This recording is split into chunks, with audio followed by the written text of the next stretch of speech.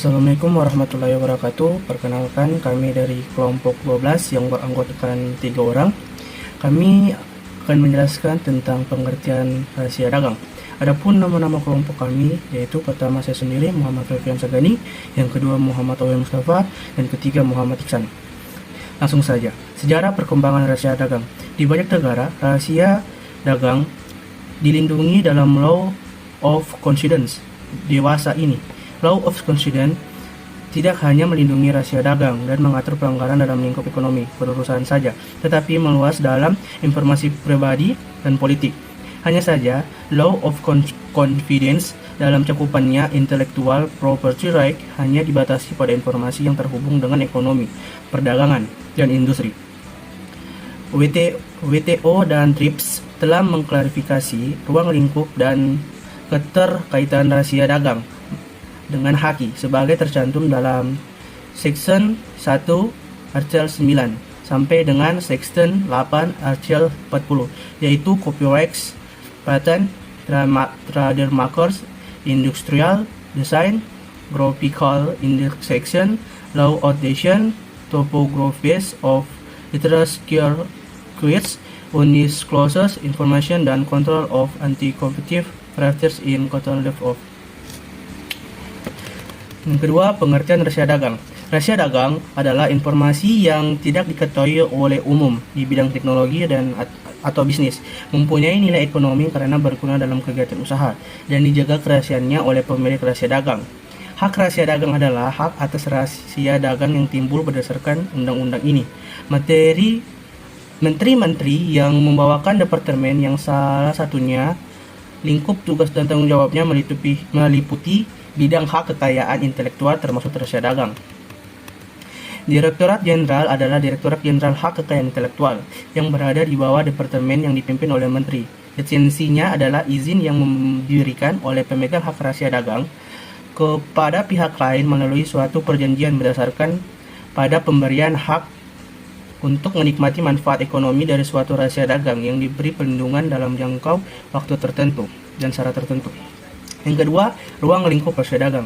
Pada Undang-Undang Nomor 32 Tahun 2000 tentang rahasia dagang mengatur mengenai ruang lingkup rahasia dagang, khususnya dalam bab 2 lingkup rahasia dagang. Pada pasal 2 dan 3 di dalam ketentuan pasal 2 menyebutkan bahwa lingkup perlindungan rahasia dagang meliputi metode produksi, metode pengolahan, metode penjualan, atau informasi lain di bidang teknologi dan bisnis yang memiliki nilai ekonomi yang tidak diketahui oleh masyarakat umum.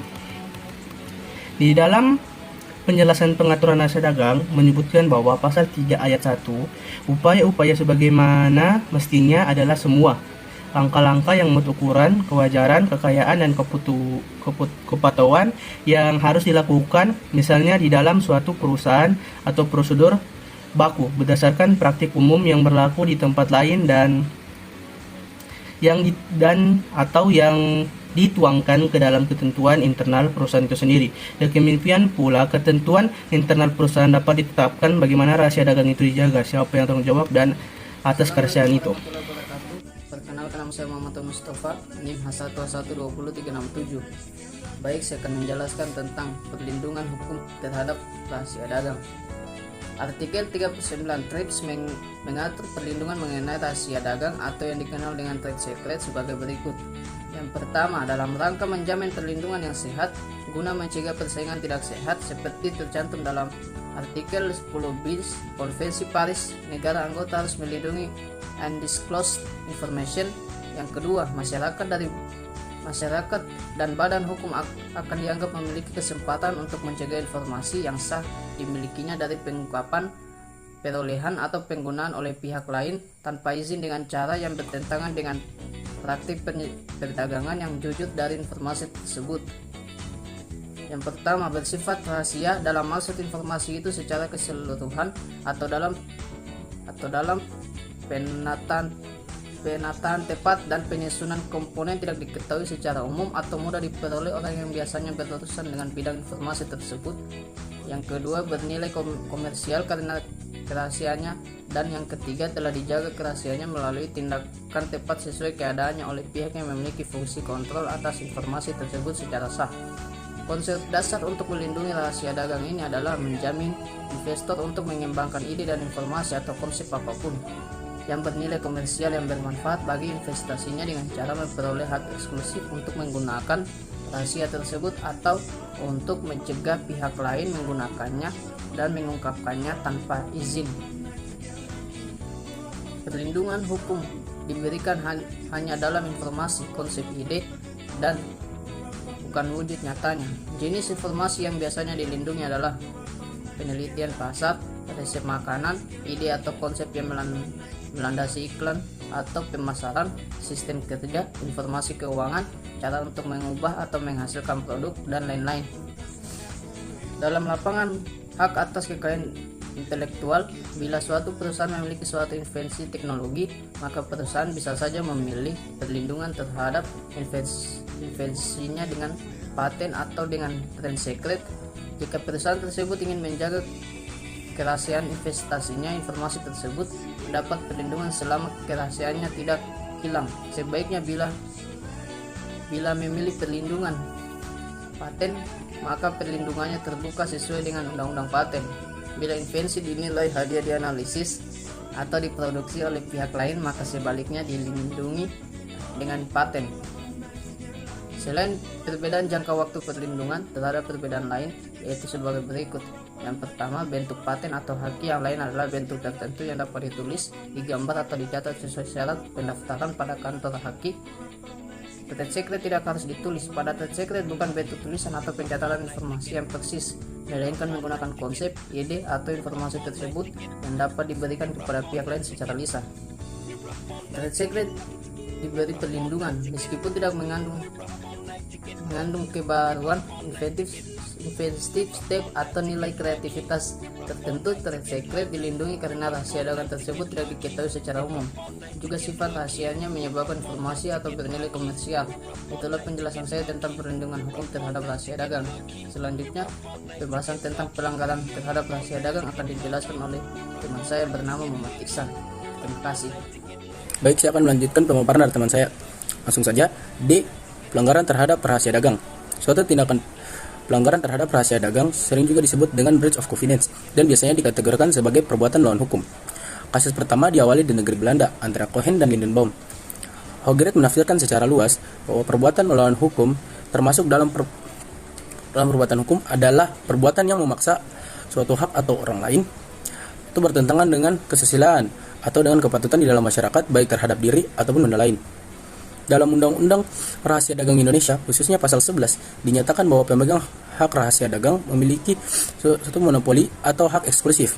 Maksudnya bahwa dia dapat mempergunakan sendiri rahasia dagang yang dimilikinya atau memberikan lisensi kepada pihak lain atau melarang siapapun untuk mempergunakan rahasia dagang atau mengungkapkan rahasia dagang kepada pihak ketiga untuk kepentingan komersial.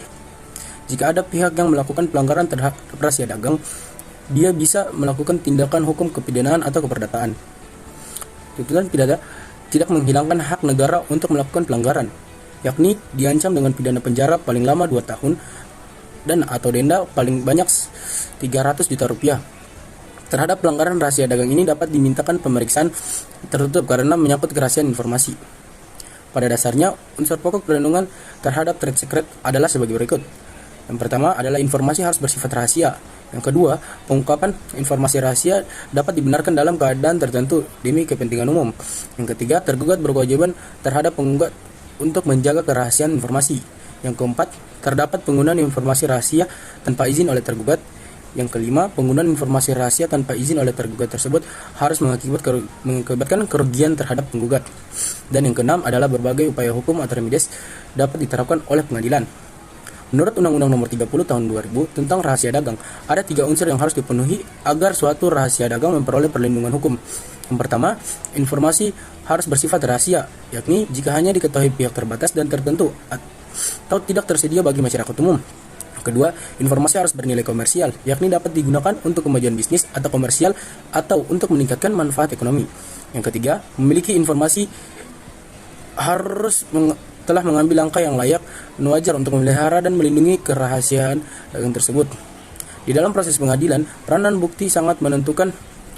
Pemilik rahasia dagang harus dapat membuktikan bahwa penerima rahasia dagang mempunyai kewajiban untuk menjaga kerahasiaan informasi, karena informasi itu diberikan dengan rahasia.